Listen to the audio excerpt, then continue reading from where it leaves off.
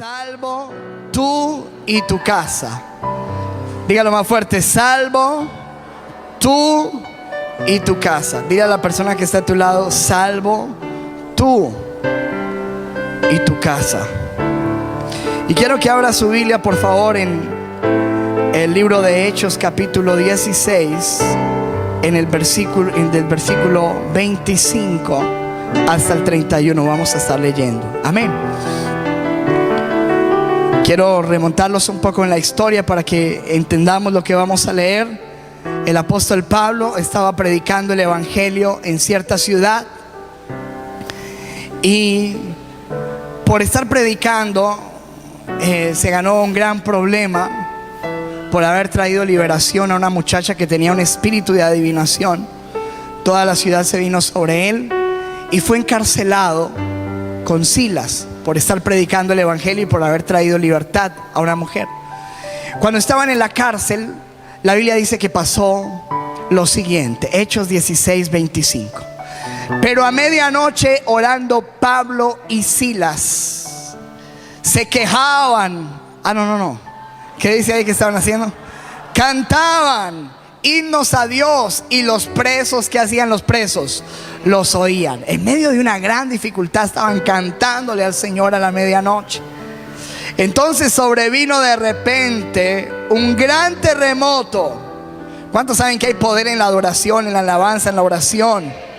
Vino un gran terremoto de tal manera que los cimientos de la cárcel se sacudían, y al instante se abrieron todas las puertas. Diga conmigo: se abrieron todas las puertas, y las cadenas de todos se soltaron.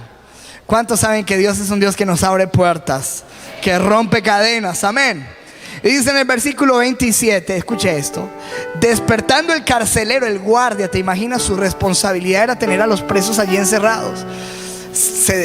Dice, bueno, tal parece que era como uno de nuestros vigilantes. Estaba dormido, ¿no? Dice que despertando por el estruendo y porque se abrieron las puertas, viendo abiertas las puertas de la cárcel, sacó la espada y se iba a matar, porque él sabía que si él no se mataba, pues lo iban a encarcelar, se iba a ganar un gran problema, porque su responsabilidad no era estar dormido, sino velar por los presos. Así que él sacó la espada. Quiero que te pongas esa imagen en la cabeza. Está allí con la espada y se va a matar. Está ella listo para matarse, pensando que los presos habían oído. Versículo 28. Mas Pablo clamó a gran voz diciendo: no te hagas ningún daño, ningún mal, pues todos estamos aquí. Él entonces, pidiendo luz, se precipitó adentro y temblando se postró a los pies de Pablo. Y decía, él vio la gloria de Dios, vio un milagro, y soltó la espada y se le tiró a los pies a Pablo, y sacándola les dijo: señores, ¿qué debo hacer para ser salvos? ¿Cuántos se le dan gloria a Dios por esa pregunta? Wow. Y dice: ¿qué debo hacer para ser salvo? Este hombre cayó de rodillas postrado, y ellos dijeron: cree en el Señor Jesucristo y serás salvo tú y tu casa. Vamos a leerlo juntos. 1, 2, 3. Ellos dijeron: cree en el Señor Jesucristo y serás salvo tú y tu casa. Vamos más fuerte. Cree en el Señor Jesucristo y serás salvo tú y tu casa. ¿Cuántos reciben esa promesa y le dan un aplauso al Señor? Amén. Amén. Gracias, Jesús. Cree en el Señor Jesucristo y serás salvo tú y tu casa. Esas fueron las palabras del apóstol Pablo para un hombre que tenía la espada en el cuello, a punto de quitarse la vida. Y esas palabras se convierten en una maravillosa noticia para nosotros, que nos deja ver uno de los planes de Dios, y es trabajar en nuestra familia, trabajar en nuestra salvación. ¿Cuántos dicen amén a eso? Y yo quiero que analicemos este texto, esta promesa, y que nosotros la tomemos hoy. Vamos a leerlo de nuevo, a ver cómo dice: cree en el Señor Jesucristo y serás salvo tú y tu casa. Y la primera palabra es cree. Diga conmigo, cree. Esa es la condición de la promesa. Diga conmigo, la condición. El requisito de esta promesa de salvación: creer. Creer. La Biblia dice: porque de tal manera amó Dios al mundo, que ha dado a su Hijo unigénito, para que todo aquel que en Él cree. ¿Cuántos creen? ¿Cuántos creen? Para que todo aquel que en Él cree no se pierda, mas tenga vida eterna. Porque no envió Dios a su Hijo al mundo para condenar al mundo, sino para que el mundo sea salvo. Diga conmigo, salvo. Ahí está el propósito. El que en Él cree no es condenado. ¿Crees tú en el Señor Jesucristo? ¿Crees? ¿Cuántos creen? Levánteme la mano los que creen. El que en Él cree, solamente un requisito: creer. Creer. Como todas las promesas de las cuales hemos estado hablando, el requisito máximo es cree. El que cree recibe. El que no cree no recibe. Dice: el que cree en Él no es condenado. Pero dice la palabra: el que no cree, y yo quiero que tengamos muy pendiente eso, dice: ya ha sido condenado. Escuche esto, porque no está hablando en futuro. No está diciendo el que no cree será condenado, sino que la Biblia dice: el que no cree ya ha sido condenado. ¿Cuántos creen lo que dice la palabra de Dios? ¿Y por qué ha sido condenado? Por lo que ha hecho. ¿Por qué ha sido condenado? ¿Qué dice ahí? Porque no ha creído en el nombre del unigénito Hijo de Dios. Es decir, hermano, Dios dijo: lo voy a hacer todo. Todo. Y puso a su Hijo en una cruz para que lo escupiéramos, lo quebrantáramos, le diéramos de latigazos, lo golpeáramos, nos burláramos de Él, le diéramos en la cabeza con cañas. Puso a Jesús en el mundo, puso a su Hijo y lo sometió al escarnio, al sufrimiento más tenaz que podría tener un hombre. Lo puso a la burla, al sufrimiento, y dijo: aquí está, les doy todo. Y si ustedes no creen en esto, no hay nada que hacer. Lo único que tienen que hacer es creer en Él. Creer. Creer. Lo pone allí. ¿Qué debo hacer para ser salvo? Dice: cree. Cierta vez le preguntan a Jesús en Juan capítulo 6 versículo 28. Entonces le dijeron: ¿qué debemos hacer para poner en práctica las obras de Dios? El hombre siempre piensa que hay que hacer algo. Mira que la pregunta del carcelero es: ¿qué tengo que hacer? La pregunta de estos hombres fue: ¿qué debemos hacer? ¿Cuáles obras? Y siempre, de alguna manera, hay una enseñanza que está sembrada en el corazón de las personas, de que haciendo buenas cosas se van a ganar el cielo. ¿Cierto que sí?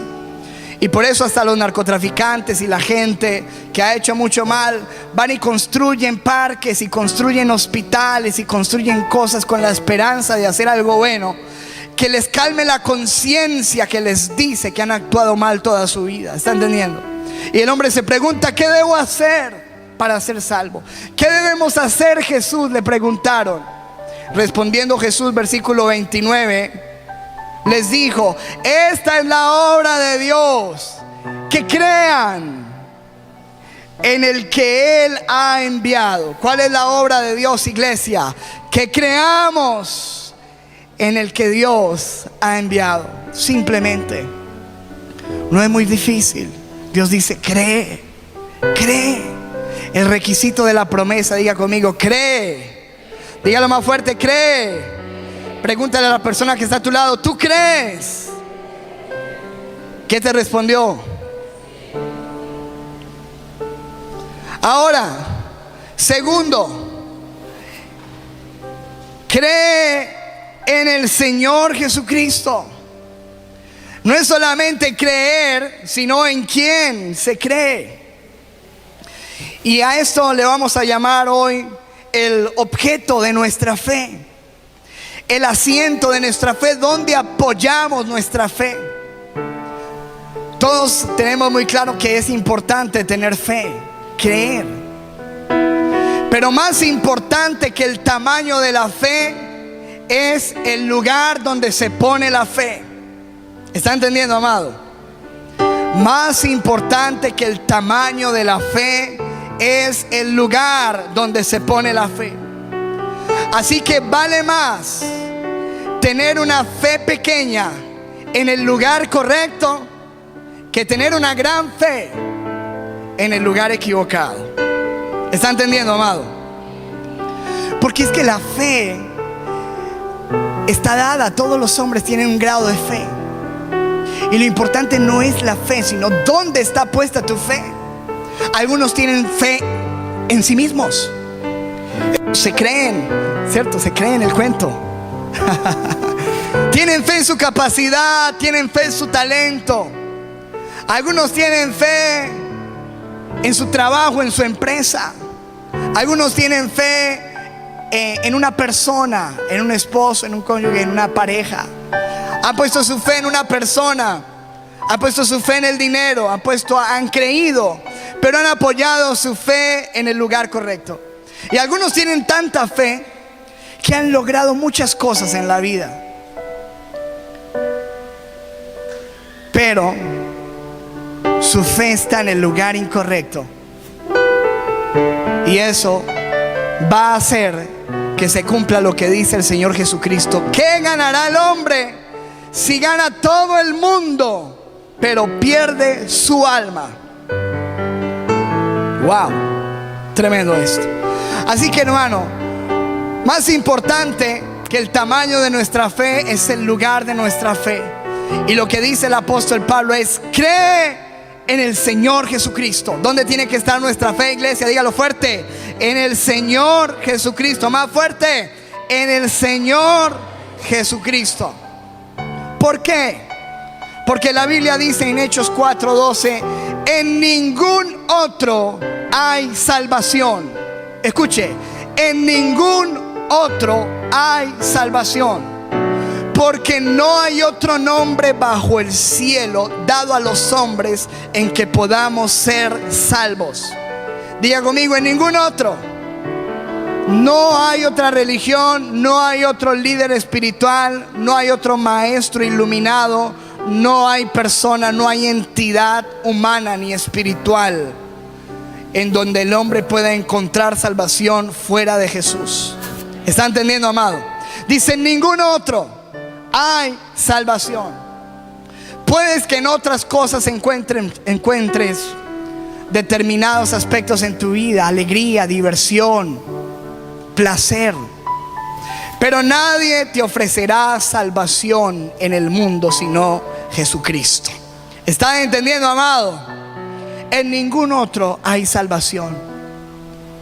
Y este es su mandamiento, dice Primera de Juan 3:23: que creamos, pero sí, que creamos en qué. ¿Qué dice ahí? En el nombre de su Hijo Jesucristo, y nos amemos unos a otros como nos lo ha mandado. Y dice la Escritura en Romanos 10:11: todo aquel que en Él creyere no será avergonzado. ¿Cuántos creen en el Señor Jesucristo? Dígamelo fuerte: ¿cuántos creen en el Señor Jesucristo? Dele un aplauso al Rey de Reyes y al Señor de Señores. Cree en el Señor Jesucristo. Esta es la promesa. Y como resultado de esa fe en el lugar correcto, hay un producto de ello. La Biblia dice: serás salvo. Diga conmigo, serás salvo. Otra vez, serás salvo. Serás salvo. Serás salvo. ¿Cuántos quieren ser salvos? Hoy en día, hermano, la gente está preocupada por muchas cosas. Está preocupado por volverse rico, por volverse famoso, por pasarla bien. Pero escúcheme, hay una necesidad sobre toda necesidad, y es la necesidad de salvación. Algún verso dice: si la necesidad mayor del hombre hubiera sido el conocimiento, Dios nos habría enviado un profesor. Si la necesidad del mundo hubiera sido, la necesidad mayor del hombre hubiera sido la economía, Dios nos hubiera enviado un ejecutivo financiero. ¿Cierto? Si la necesidad mayor del mundo fuera la tecnología, Dios nos hubiera enviado de alguna manera un científico. Pero como la necesidad mayor del mundo es el perdón, Dios nos envió un Salvador. Uy, usted se perdió una buena oportunidad. Pero yo retrocedo, que eso es importante. La necesidad mayor del mundo es el perdón y la salvación. Entonces Dios nos envió un Salvador. Amén. Y escuche, por eso el nombre de Jesús, ¿qué significa Jesús? Salvador. Dios salva. Eso significa Jesús. Salvador. Salvador. Él es el Salvador. Ahora uno se pregunta: pastor, ¿y salvo de qué? ¿Cierto que sí? Algunos se sienten tan seguros. Ay, pero cerca de la muerte no. Cerca de la muerte sí salen todas las preguntas. Pero algunos se sienten tan seguros que ni se preguntan en la vida si necesitan ser salvos. ¿Salvo de qué? Primero que todo, la Biblia nos dice, Mateo 1:21, escuche: y dará a luz un hijo y llamará su nombre Jesús. ¿Por qué? Porque Él salvará a su pueblo. ¿De qué, iglesia? De sus pecados. Diga conmigo: salvo del pecado. Necesitamos ser salvos del pecado, porque el pecado lo que hace es destruir, corromper, dañar, matar y eliminar tu vida. Cuentan que un día había un preso, llevaba años en la cárcel, y llegaron algunos guardianes enviados por la reina de Inglaterra y le dijeron al preso: eres un hombre libre, la reina te ha perdonado, eres libre. Y el hombre no mostró ninguna satisfacción, no mostró ninguna alegría, se quedó quieto. Entonces estos guardianes enviados por la reina pensaron que él no había entendido el mensaje. Le dijeron: la reina te ha perdonado, eres un hombre libre. Y entonces el hombre se desabotonó la camisa y mostró un cáncer que le estaba destruyendo todo su pecho. Y le dijo: ¿y qué puede hacer la reina con respecto a esto? ¿De qué sirve ser perdonado y libre si hay algo dentro de mí que me consume y me mata? Escúcheme, hermano. Por eso cuando Dios viene a salvar del pecado. Porque el pecado mi hermano, es así. El pecado es un cáncer. ¿Y de qué serviría la salvación si solamente fuera a decir eres perdonado y ya? Pero el pecado, el poder del pecado sigue en ti. Necesitamos ser libres del poder del pecado. Y Jesucristo viene a salvar al hombre. ¿De qué dice la palabra? De sus pecados. Viene a salvar del pecado. ¿De qué más, pastor? Cuando la Biblia dice seré salvo, ¿de qué estoy siendo salvo? Número 1, del pecado. Número 2, Hechos 2:40. Y con otras muchas palabras testificaba y les exhortaba diciendo: sed salvos de esta perversa generación. Sed salvos de esta perversa generación. Vivimos en un mundo perverso. Y si usted no le parece así, es porque usted no ve noticias. Solamente encienda un noticiero y se dará cuenta cuán perverso es el mundo en que vivimos hoy día. Cuando hay violación, destrucción, hombres que violan a sus propias hijas, niños matando a sus propios padres, a sus profesores, matando niños inclusive en el mismo lugar de estudio. Gente pensando en la codicia, en la guerra. La Biblia dice que vivimos en un mundo perverso, una generación maligna y perversa. Y el apóstol dice: cree para que seas salvo de esta perversa generación. Porque si tú no crees en Jesús, vas a terminar siendo un perverso más en el universo. Pero si tú crees en Jesús, la Biblia dice que ya no eres parte de la generación perversa. Eres un luminar puesto para alumbrar en medio de una generación maligna y perversa. ¿Cuántos dicen amén? Hay que ser libre. Si yo no hubiera creído a Jesús a mis 20 años, 19 años, hoy no sería parte de la solución, sería un problema, un vago más. Allá están los vagos con los que estaba la generación perversa, ahí están. Hoy estoy contribuyendo a la solución en el reino de Dios. Pero si no fuera así, sería parte del problema de la generación perversa. Sé salvo del pecado, sé salvo de la generación perversa. ¿De qué somos salvos? Romanos 5:9 dice: pues mucho más estando ya justificados en su sangre, por él seremos salvos de la ira. Diga conmigo: salvos de la ira. Otra vez: salvos de la ira. ¿De la ira de quién? De la ira de Dios. Ay, porque es que todos decimos que Dios es bueno y es fiel y de todo nos va a perdonar y nos salva. Y Chuchito me entiende. Ay, ay, ay. No conoces. ¿Quién sabe quién será tu Chuchito? Pero el Dios que yo conozco en la Biblia, que dice la Biblia, es un Dios de amor, sí, pero también es un fuego consumidor. ¿Está entendiendo, amado? Y la Biblia dice que hay un día, Dios ha tenido tanta paciencia. Usted dice: pero ¿por qué Dios permite? Dios permite, Dios permite. ¿Por qué hay tanta maldad? ¿Y por qué Dios permite? ¿Por qué si existe Dios, Dios no hace algo?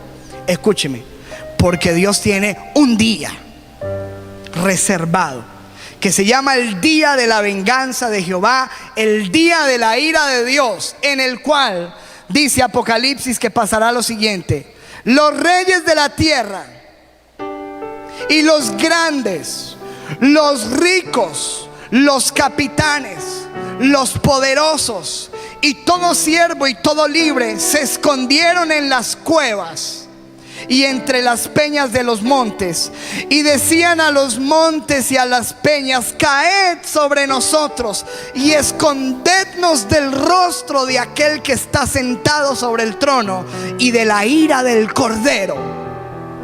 Wow, ¿cómo será ese momento? Que la gente quería esconderse, así como Adán y Eva estaban buscando escondite.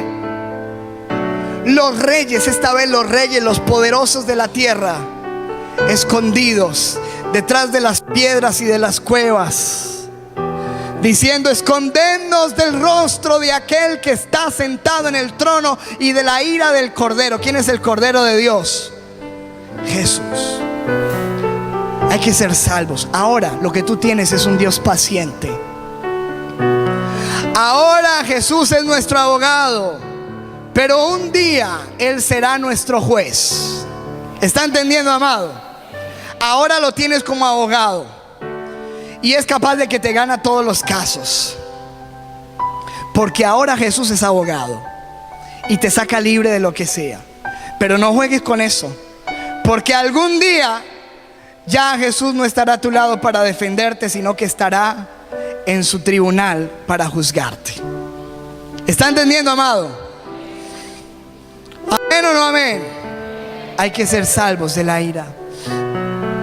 ¿De qué hay que ser salvos? De la condenación. No crea porque aquí hablamos de promesas y de bendiciones. No podemos ignorar que la Biblia habla de una condenación eterna. Eso yo no lo puedo dejar de predicar jamás. Yo sé que a muchos no les gusta esto. ¿Por qué no hablamos de otra cosa, pastor? Hablemos otra vez de te bendeciré. Ay, escuche, mi amado. De cierto os digo, el que oye mi palabra y cree, ¿cuántos creen? Al que me envió, tiene vida eterna. ¿Cuántos creen? Tienes vida, no tendrás, la tienes ya. ¿Lo crees o no? ¿Cuántos tienen vida eterna? Díganme amén. Y no vendrá a condenación. Hay una condenación porque ha pasado de muerte a vida. Pero mire lo que dice Jesús mismo, Juan 5:28. No os maravilléis de esto, porque vendrá una hora cuando todos los que están en los sepulcros oirán su voz. Uy, los muertos que oyen, ¿no? Todos los que están en el sepulcro oirán su voz. Y los que hicieron lo bueno saldrán a resurrección de vida.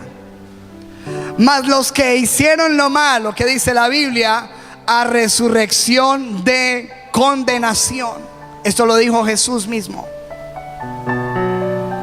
Eso no tiene nada que explicarse, está más claro que el agua. Daniel lo dijo de esta manera: muchos de los que duermen en el polvo de la tierra serán despertados, unos para vida eterna y otros para vergüenza y confusión perpetua. Por eso, iglesia, hay que ser salvos. Por eso Jesús vino a hacer lo que hizo. ¿Por qué? ¿Tú crees que si el peligro fuera mínimo, Dios se hubiera atrevido a hacer lo que hizo por nosotros? Tiene que ser un peligro máximo, una amenaza total, para que alguien se atreva a poner a su hijo para que lo escupan en la tierra, para que lo maten y lo destruyan. Tiene que ser que la amenaza es grave.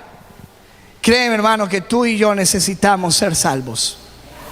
Ser salvos del pecado, ser salvos de esta generación perversa, ser salvos del día de la ira y ser salvos de una condenación eterna. Y ante esa amenaza, este versículo cobra más vida, porque dice: cree. Otra vez, iglesia fuerte, vamos todos. Cree en el Señor Jesucristo y serás salvo. Y ahorita viene el protagonista de la promesa. Ahí viene el beneficiario de la promesa. Diga conmigo: tú. Diga a la persona que está a tu lado: tú. Ahora el otro que está a tu lado: tú. Despiérteme a la hermana, dígale: tú. Tú. ¿Para quién es esta promesa, iglesia? Diga: para mí. Fuerte: para mí. Y viene el punto, aquí es donde empieza la prédica. Y tu casa, diga conmigo: y tu casa. A eso es lo que yo le voy a llamar hoy la ñapa de la promesa. La ñapa de la promesa, la encima, el complemento de la promesa. Dice: tú y tu casa. Escúcheme, porque hay que mirar esto con mucha lupa aquí. Y hay que entender esto muy bien, porque no podemos desentender que el mensaje que nos da la Biblia total es que la salvación es personal. Diga conmigo: personal. Otra vez: personal e intransferible. ¿Cierto? Usted no puede decir: no, que me pierda yo, pues que se salve el hijo mío. No. Diga conmigo: personal e intransferible. La salvación es una cuestión personal. Si uno no entiende esto, porque la Biblia dice, por lo menos en Romanos 14:12, de manera que cada uno de nosotros dará a Dios cuenta de sí. ¿Está entendiendo esto, amado? Diga conmigo, cada uno de nosotros dará a Dios cuenta de quién, de sus hijos, de sí. ¿Cierto? Así que preocúpese por lo suyo, hermano. Escúcheme, hermano. No significa esta promesa que si tú crees en el Señor Jesucristo, automáticamente todos los miembros de tu familia son salvos. No. Diga conmigo, no. Esa no es la idea de la promesa. No significa que automáticamente es salvo. Y esto nosotros lo podemos corroborar en el mismo versículo. Hay que leer el contexto para entender. No fue de que el carcelero escuchó la palabra, creyó y su familia fue salva. No. Escúcheme. La Biblia dice, leamos de nuevo el versículo Hechos 16:31. Ellos dijeron, cree en el Señor Jesucristo y serás salvo tú y tu casa. ¿Y qué pasó en el versículo 32? Y le hablaron la palabra del Señor a él y a quién más, y a todos los que estaban en su casa. O sea que para uno ser salvo tiene que escuchar también, ¿cierto? No es de que le predicaron a él y toda la familia fue salva. No, le predicaron a él, pero también le predicaron a cada persona de su casa. ¿Cierto que sí? Eso es lo que dice el versículo. Dice, y le hablaron la palabra del Señor a él y a todos los que estaban en su casa. Yo creo que Dios va a permitir que la palabra de él le llegue a cada persona de tu casa. Eso sí es la promesa. Escúcheme. Y dice, y él tomándolos en aquella misma hora de la noche, les lavó las heridas y enseguida se bautizó. ¿Él con quién? ¿Con quién se bautizó? Con todos los de su casa. No es de que, venga, yo me bautizo. Ustedes ya no necesitan bautizarse porque yo ya soy salvo. Salvos tú y tu casa. No. Escuche, ojo, no podemos perdernos ahí. Cada persona tiene que tomar su decisión por la eternidad. ¿Está entendiendo, amado? Tus hijos en algún momento tendrán que tomarla. Dice el versículo 34, y llevándolos a su casa les puso la mesa y se regocijó con toda su casa. Todos los de la casa estaban alegres. ¿Por qué, iglesia? Por haber creído a Dios. ¿Cuántos creen a Dios? Note que dice no creído en Dios, creído a Dios. Escúcheme, hermano, esto es muy importante entenderlo. ¿Qué quiere decir entonces, pastor, cuando la Biblia dice serás salvo tú y tu casa? Y dice, la alusión tú y tu casa se refiere al hecho comprobado ampliamente por la Biblia, como lo vamos a ver en unos instantes, de que Dios se complace en trabajar en el núcleo familiar. Es decir, hermano, cuando tú le abres las puertas a Dios de tu vida, Dios quiere empezar a trabajar en tu familia. ¿Está entendiendo, amado? Empieza una carrera de la misericordia de Dios por alcanzar tu casa. No es de que ya fueron salvos, pero sí hay una promesa de Dios de que Dios los va a perseguir. Dios los va a perseguir. La misericordia de Dios los va a perseguir. Dios les va, mejor dicho, los va hasta aquí. Como un hombre, escuché el testimonio, se convirtió en ladrón, su familia creyente, se convirtió en ladrón. Y dice, el primer robo que hicimos fue una tractomula, un camión. Cuando fuimos a mirar qué tenía adentro, estaba lleno de Biblias. La misericordia de Dios, al buscándolo. Lo que dice Dios es créeme, cree en el Señor Jesucristo y serás salvo. Y voy a perseguir tu casa, voy a llevarles mi palabra, voy a hacer de que mi misericordia les alcance. Voy a preocuparme porque el mensaje llegue a ellos. No importa en el hueco que se metan, allí les llevaré el mensaje. Pero finalmente cada uno de ellos tendrá que tomar su decisión. ¿Está entendiendo, amado? Pero de que Dios los va a buscar, hermano, los va a buscar, créalo. Es decir, que Dios va a abrir puerta y oportunidad para que el evangelio llegue a tu familia y repose sobre ellos esa promesa de salvación. Es decir, ya hay una promesa de salvación sobre tu familia. ¿Lo crees o no? Dios obrará a favor de que haya una transformación paulatina y consecuente en todos los demás miembros de tu familia. Este texto nos da a nosotros luz de que Dios quiere trabajar con la familia. Es decir, Dios quiere la salvación de toda tu casa. ¿Lo crees o no? Levánteme la mano los que están aquí que tienen familiares inconversos, familiares que se han apartado y que ustedes quisieran verlos en Cristo. Pues, hermano, ya hay una promesa y hay una intención de Dios de trabajar en el núcleo de tu familia. ¿Lo crees o no? Porque tú has creído. Y créame que no es el único versículo que nos muestra esa intención. Yo les voy a mostrar algo. Hechos 11:13 dice que había un hombre que se llamaba Cornelio. Un ángel se le apareció y le dijo, quien nos contó cómo había visto en su casa un ángel, que se puso en pie y le dijo, envía hombres a Jope y haz venir a Simón, el que tiene por sobrenombre Pedro. Versículo 14, escucha: él te hablará palabras por las cuales serás salvo tú y toda tu casa. Wow. Diga conmigo, Dios. Levante su Biblia, diga, Dios hablará palabras por las cuales seré salvo yo y toda mi casa.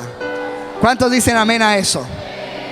Porque es el deseo, porque es la intención. Y voy a afanarme un poquito para que usted no me empiece a ver cara de pollo del almuerzo. Pero hay unos casos en la Biblia que nos muestran el deseo de Dios para que tú te pegues a ellos, de salvar tu familia.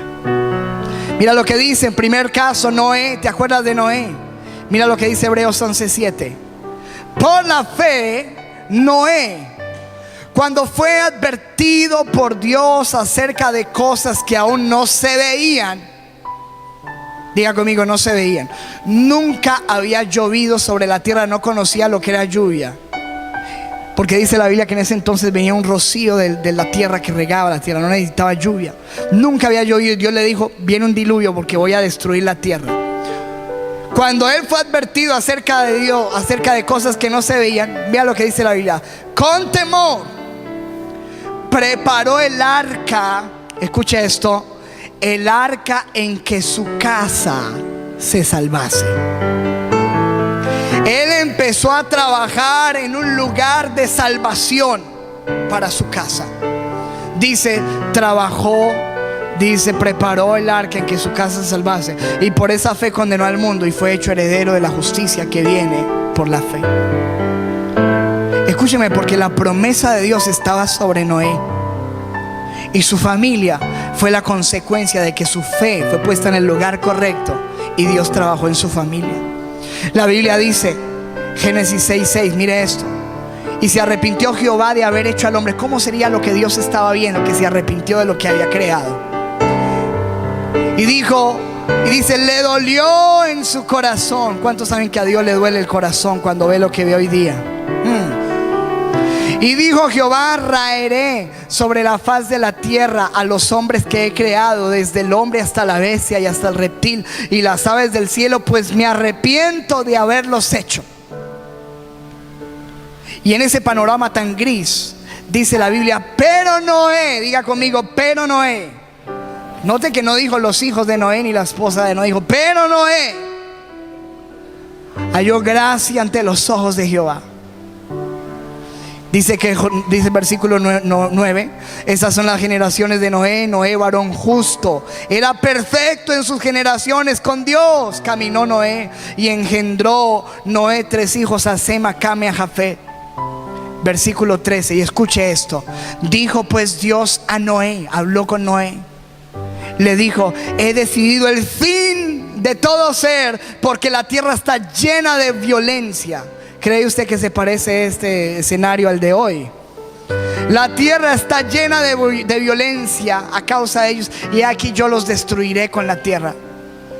Hazte un arca, escuche, hazte un arca de madera de gofer, harás aposentos en el arca y la calafatearás con brea por dentro y por fuera.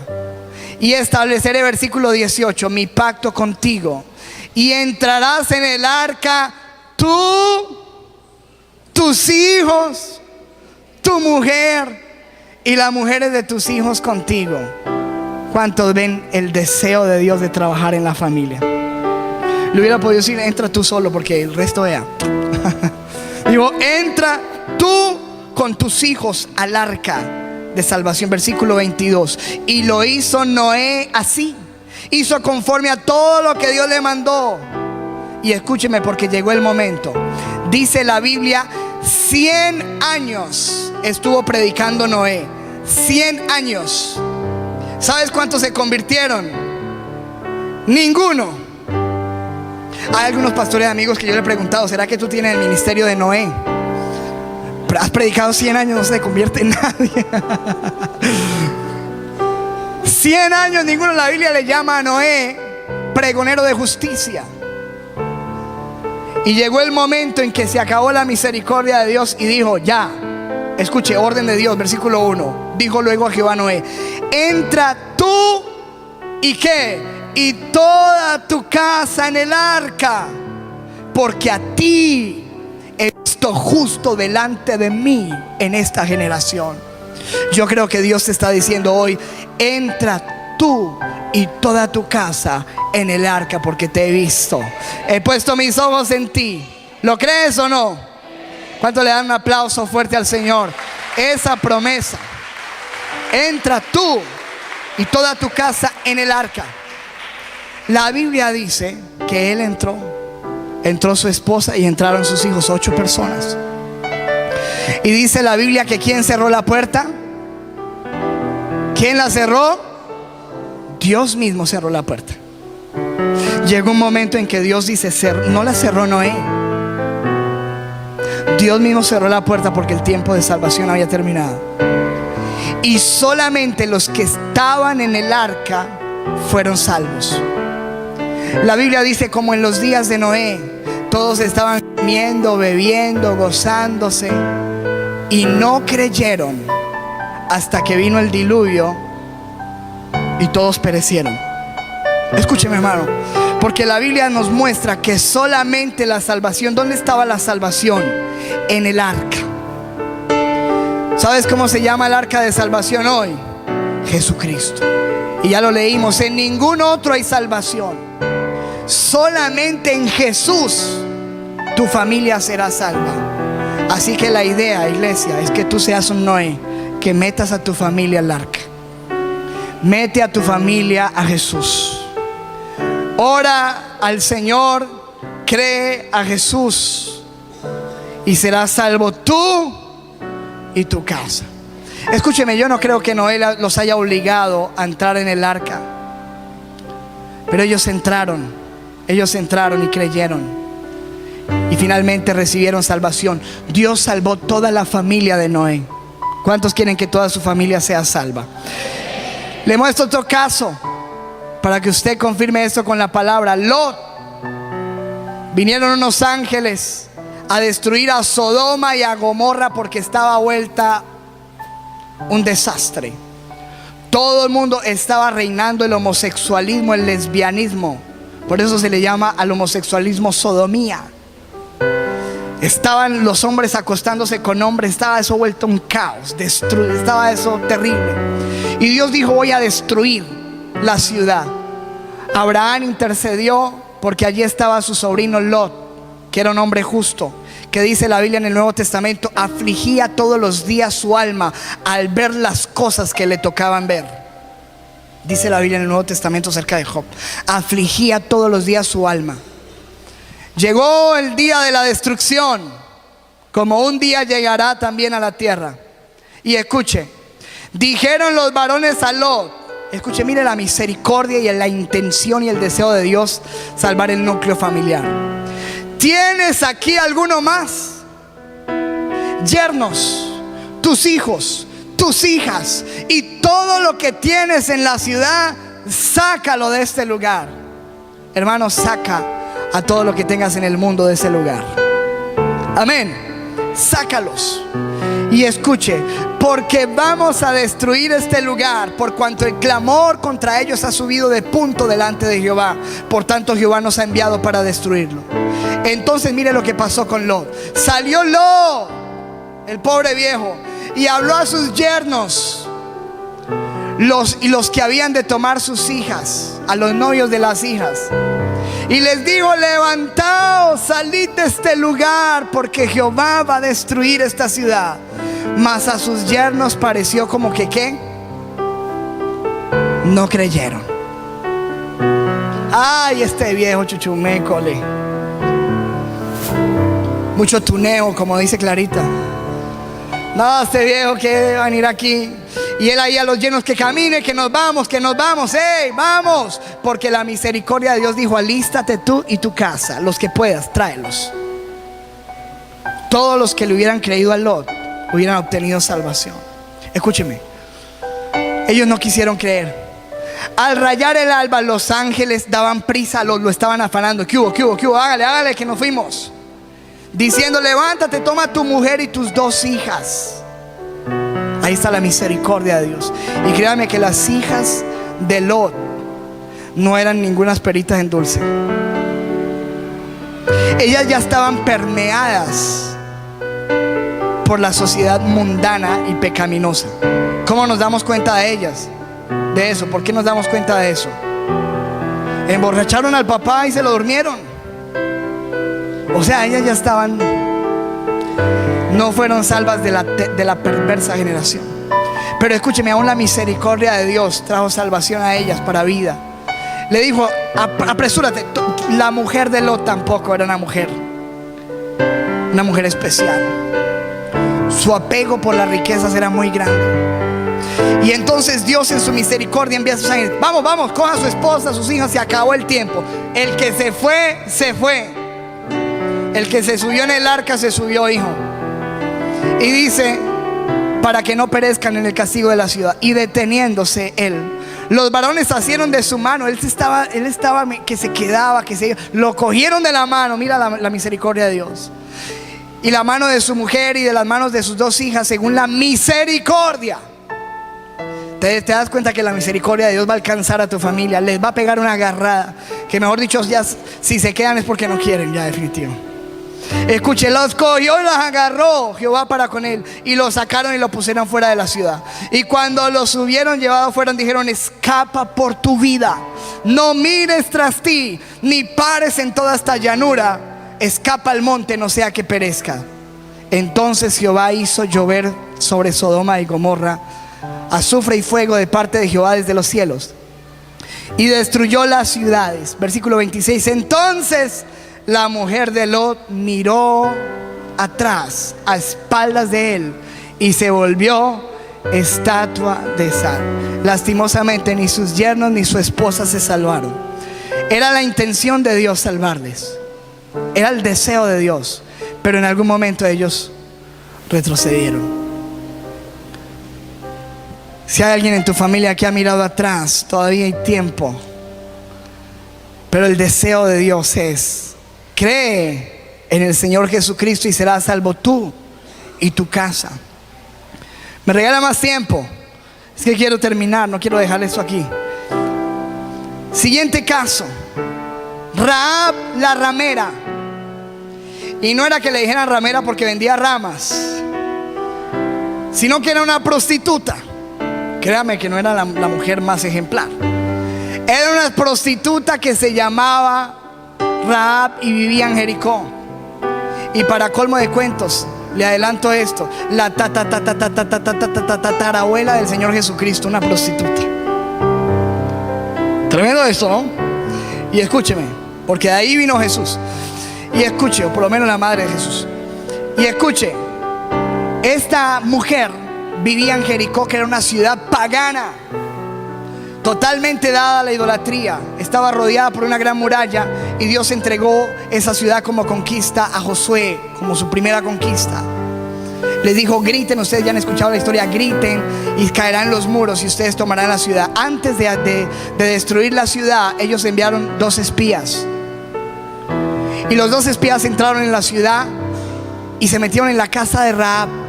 Y esta prostituta creyó en Dios y los escondió a ellos porque los iban a matar, y ella los escondió. Y les dijo: yo los escondo porque yo creo que el Dios de ustedes, el Dios de Israel, les va a dar la victoria. Todo el pueblo está atemorizado y yo creo en eso. Cree y serás salvo tú y tu casa. Y ellos le dijeron, y ella, mira esta mujer tan osada, una mujer ejemplo de fe, está entre los héroes de la fe en Hebreos 11.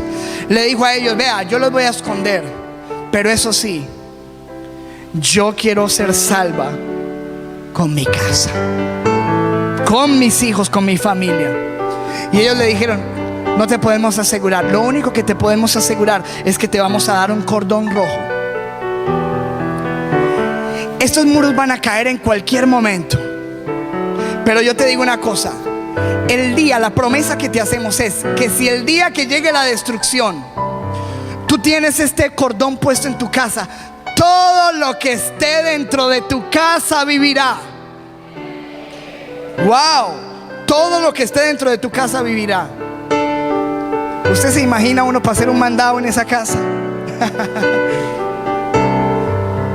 Mami, que si me deja ir allí, que ahí están en la miniteca, déjeme ir. No. ¿Quién sale de esa casa? En cualquier momento. ¿Y cuántos saben que en cualquier momento viene nuestro Señor Jesucristo? ¿Cuántos tienen el cordón en su casa enrollado? Escúcheme. Ahora, escuche esto. Cuando los sacerdotes tocaron las bocinas la 7ª vez, Josué dijo al pueblo: gritad, porque Jehová os ha entregado la ciudad, y será la ciudad maldita a Jehová con todas las cosas que están en ella. Solamente Rahab la ramera vivirá, con todos los que estén en su casa, en esa arca, por cuanto escondió a los mensajeros que enviamos. Entonces el pueblo gritó: ¡va! Ustedes conocen la historia. Y los sacerdotes tocaron las bocinas. Y aconteció que cuando el pueblo hubo oído el sonido de la bocina, gritó con gran vocerío, y el muro se derrumbó, y el pueblo subió luego a la ciudad, cada uno derecho hacia adelante, y la tomaron y destruyeron a filo de espada todo, diga conmigo, todo lo que en la ciudad había, hombres, mujeres, jóvenes, viejos, hasta los bueyes, las ovejas y los asnos. Mas Josué dijo a los 2 hombres que habían reconocido la tierra: entrad en casa de la mujer ramera, la de las ramas, y haced salir de allí a la mujer y a todo lo que fuere suyo, como lo jurasteis. Y los espías entraron, y ahí estaba Rahab con su hijo, su hijita, su papá, todos. Y escúcheme, dice: y los espías entraron y sacaron a Rahab, a su padre, a su madre, a sus hermanos y todo lo que era suyo, y también sacaron a toda su parentela y los pusieron fuera del campamento de Israel, porque la promesa es: cree en el Señor Jesucristo y serás salvo tú y tu casa. Amén. Dele ese aplauso.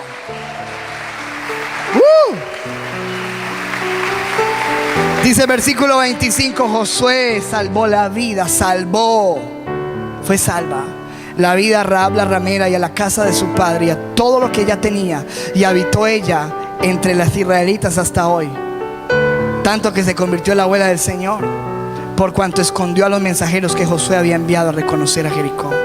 Hermano, ay, si nosotros tenemos que orar al Señor para que cuando Él venga, nuestros hijos, nuestros papás, nuestros hermanos estén en la casa, que no estén afuera. Porque escúcheme, hermano, afuera hay perdición, en la casa hay salvación. Hay que estar en la casa. Tenían que estar en el arca Noé y sus hijos. Tenían que salir corriendo Lot y su familia. Tenían que estar en la casa la ramera Rahab y su familia, para que el propósito de Dios de trabajar con la familia se cumpliera. Éxodo 12:3. Mire el plan de Dios de salvación. Hablad a toda la congregación de Israel diciendo: en el 10 de este mes tómese cada uno un cordero según las familias de los padres. Un cordero por familia. ¿Cuántos saben quién es el cordero de Dios? Esto era señal de lo que iba a pasar. Un cordero, ¿para qué? Para la familia. Un cordero para la familia. Y yo creo que hay un cordero de Dios que fue herido por ti y por tu familia. ¿Lo crees o no? Un cordero por familia. Y tomad un manojo de hisopo y mojadlo. Era como una especie de brocha rústica, y mojadlo en la sangre que está en un lebrillo, y untad en el dintel los 2 postes con la sangre que está en el lebrillo, y ninguno de vosotros salga de las puertas de su casa hasta la mañana. No se podía salir, hermano. Uy, un día Dios me dio un sueño con esto, y tú vieras lo que se sentía. Y era una casa, y afuera habían unas bestias terribles, y yo que salía, y afuera no había sino, no se podía salir.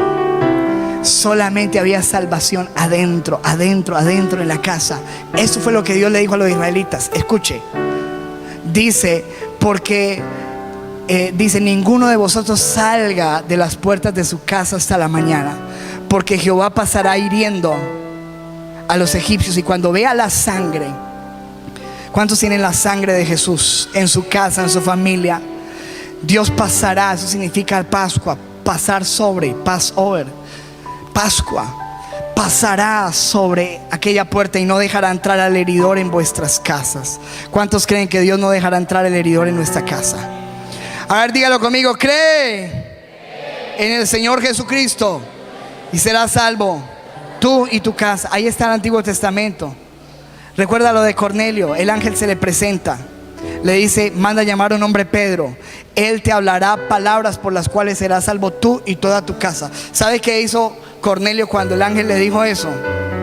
Al otro día entraron en Cesarea y Cornelio los estaba esperando. ¿Y qué había hecho?